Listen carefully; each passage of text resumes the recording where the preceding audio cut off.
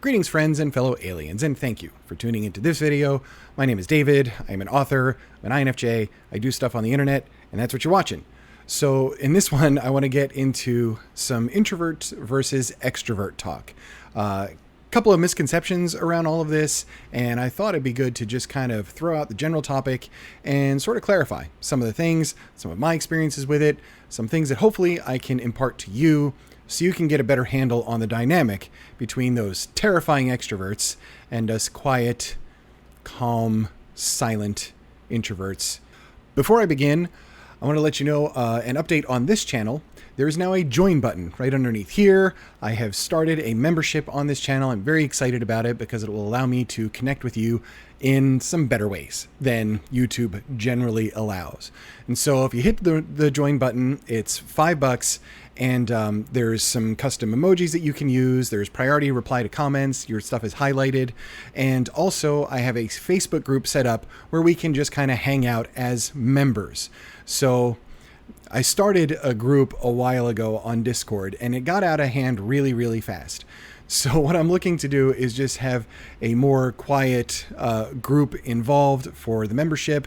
So please consider joining and then have a look at the community page, and you'll see posts in regards to where to go to hook up with the group and everything else. I really hope you consider joining. Everything you can do to support this channel supports me creating videos like this and continuing to write and do all the things that I want to do. So I greatly, greatly appreciate it. And thank you. Now, moving on to extrovert versus introvert. One of the fun things I often like to think about is if there was like a conference somewhere in like a giant convention center for introverts, where everybody just kind of stays in their hotel room and ignores one another or just talks to each other through text, because that kind of feels like the life of an introvert in a lot of ways. But there are some things that I think are greatly misunderstood about introversion versus extroversion. The primary one being what actually is, when you boil it down, an introvert and an extrovert. The best way that I can describe this, and the most clear way that I've learned this, is that introverts recharge by having alone time and by having things quiet and kind of being in their own heads in a way. Extroverts tend to recharge by being out and about with other people, doing things, and out into the world in social scenarios. So an introvert at a party, it's typically something that's going to exhaust an introvert. It doesn't mean we can't do it or don't need it, but it can exhaust an introvert. And after that, we need some quiet time to recharge. For an extrovert, the opposite is true. An extrovert on a solo retreat somewhere, when you're all done, you're going to need to get around some people, see some friends, catch up, have the party, etc., etc. And that is going to recharge you so you can get on with the things that require some solo work in your life. Now, here's another misconception. Introverts, we have to extrovert. It's very important for us to do so. You need to be around people. You need to do things. Look, boil it down. You're a human, and you need social interactions. It is part of the fabric of who you are. It is wired into you as a species. You have to have a social group of some sort. Now, it might just be online at this point. It might be people that you talk to or see very infrequently, and that's okay. That's who you are. But I'm just saying that it has to happen. Being an introvert and being completely and totally alone and lonely as a result is awful, because you are not getting something critical that you need. Likewise, for my extroverts out there, you need to introvert from time to time. It is okay that not everything involves friends and family and get-togethers and people and commotion and all of those different things. That quiet reflection time is critical for you. It's critical so you know who you are, you know what you like and what you want, and you just kind of get that better sense of self out of it without all of that input, and sometimes that really frantic input from a bunch of different sources, which can be quite a lot to sort through. Now, I can give you a really good example just personally. I operated a martial arts school for roughly around 15 years, and 4 nights a week, sometimes 5 or 6 days in a week, I'm running classes, and I've got dozens of people in front of me, and it is a lot of it's a lot of extroversion, right? There's a lot of talking to the group class, working individually with people, talking with parents about their kids that are taking class, talking to adults about their goals and what they want to do, and as far as their own martial arts journey. It was hours and hours every night of having to really get in that mindset and be around other people, and in what was very much a social atmosphere, though we were all trying to learn and I was trying to teach, but it was definitely very much a social atmosphere. Now, that kind of thing, an introvert can handle just fine. The important thing is afterwards that you have that opportunity to recharge. It is hard for an introvert to wind down and get to sleep after a lot of extroversion.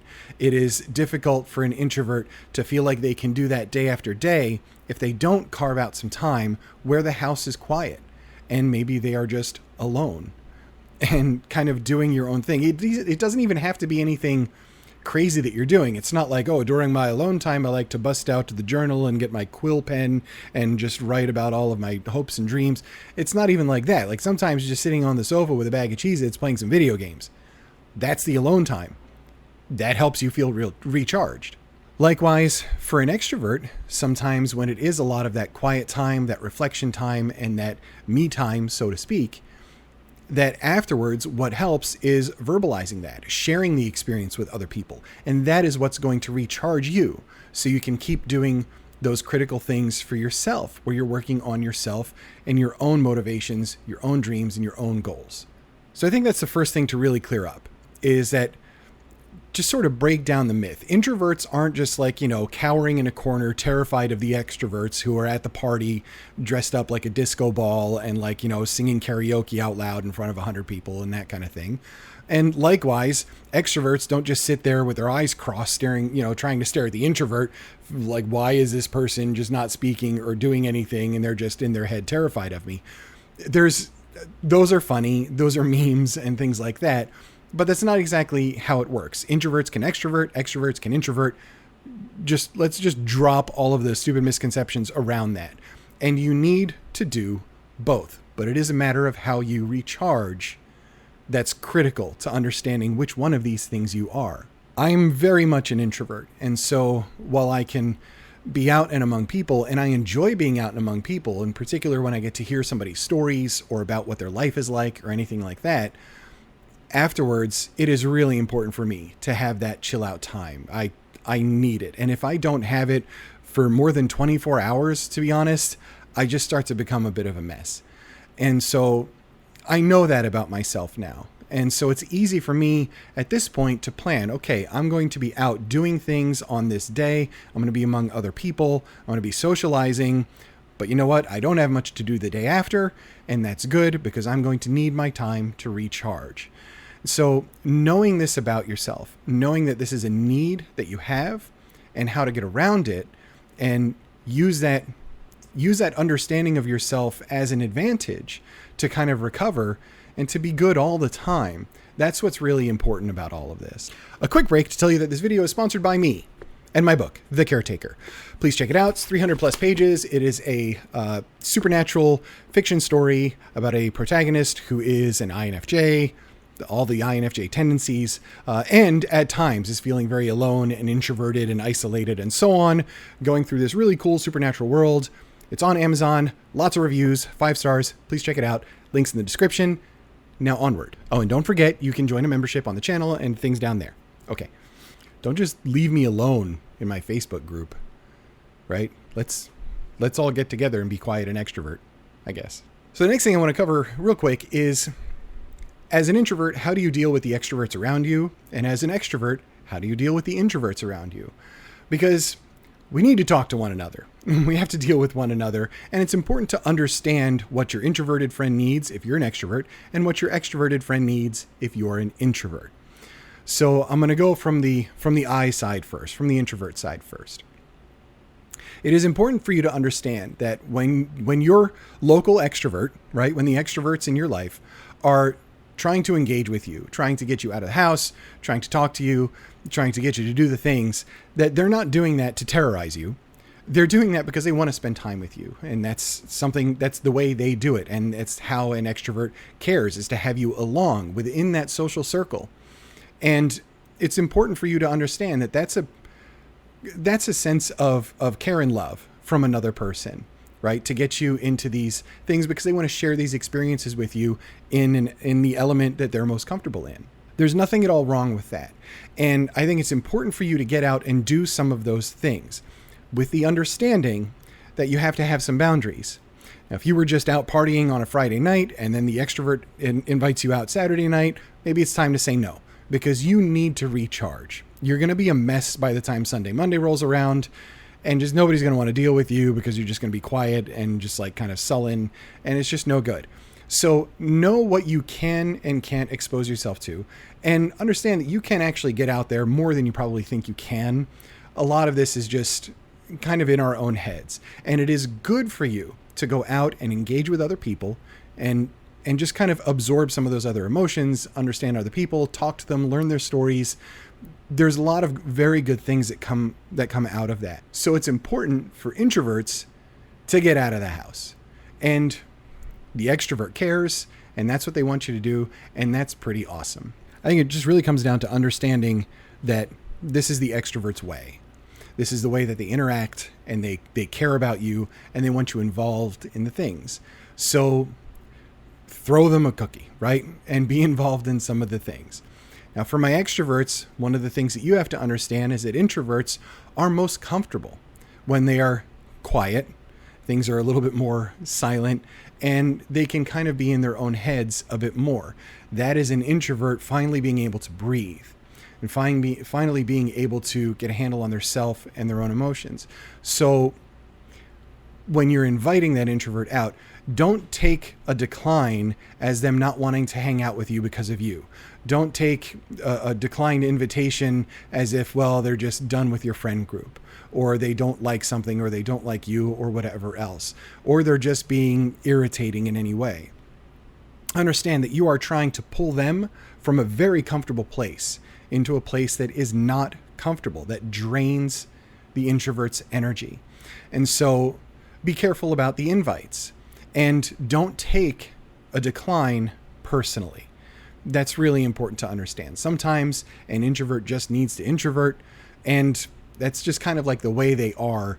It's not meant as a slight against you. And for most of the introverts that I know, and myself in particular, we often feel really bad when we are invited somewhere and we're unable to go because we just know that we've had enough. And so it is difficult a lot of times for us to verbalize that.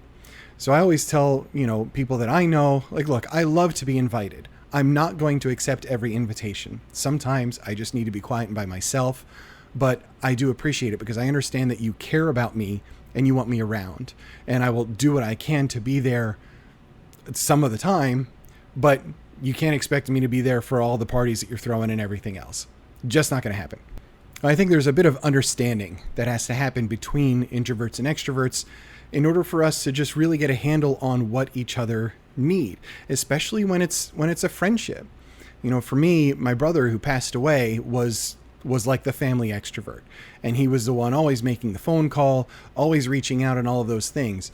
And I appreciated that very early on because he knew the way I was. He knew that I'm not exactly the type of person to pick up the phone and to call out of the blue to just have a conversation. And so he took that upon himself to be that conduit for me, and our relationship was amazing as a result. And we understood one another, especially when it came to the things that he wanted to do and the way that I was and the things that I wanted to do. So to wrap this up, it's just kind of a matter of understanding what it really means when you talk about somebody having those introverted tendencies and somebody having extroverted tendencies. Just because you're an introvert does not mean that you don't want to see people, you don't want to interact, or you don't need to. It simply means that you recharge your battery by having more solitude, more quiet, more peace, more time alone or in your own head. As an extrovert, it doesn't mean that you can't be by yourself and you can't reflect on things that are really, really critical and important to you. Extroverts are not superficial people. They just get their energy by being around others, by being involved and in those social circles. And it's important to understand that as an extrovert, you do need some introversion time. And yes, it is exhausting to be alone because you want to get out and you want to do the things. But to really get a handle and know yourself, you're going to need a little bit of that reflection time. And it helps you process all the time that you spend with others and with other people and around other people and that commotion that you generally like to be around. So take this as an opportunity. Thank your extrovert friends, my introverts, right? Because they care about you and they care about you very much and they know how you are. And for my extroverts, take care with your introvert. Understand that they love you and they appreciate you and they want to be invited to the things and they want to do the things. But sometimes it's just really, really difficult and they need to have some of that reflection and recharge. So don't expect them to be at every single event that you throw. And likewise, introverts, go to some of the events that your extrovert friends are throwing. Show them that you care in a language that they understand as well. We can all get along, people. And introverted, extroverted, there's really no stigma around anything anymore. And we have to drop the idea that just because you're an extrovert, it means you just like to drink and party. And just because an introvert, it just means you like to cry in the shower by yourself, right? Forget about that. Some of the memes are funny, but really none of it is real at all. We're all people. We all have a very different set of levels of introversion, and extroversion that we can have at any given time. And we just have to kind of hone in on that and understand each other a little bit better. That's what will help us have great relationships with all kinds of different people moving forward. And that gets you a better life in general. Thank you for watching this video. I really appreciate it. I hope this talk helped a little bit. If it did, consider joining the community, our alien mothership, or whatever I'm going to end up calling it. All sorts of stuff planned for it. And like I said, there's a Facebook group that you can get onto. The instructions are in the community post. You can't see the instructions to get onto the group unless you are actually a joined member. I will also have members only content coming out very, very soon. So looking forward to all this and just kind of a new chapter for this channel as I'm getting all sorts of stuff going. So again, thank you, and I'll catch you on the next video very, very soon.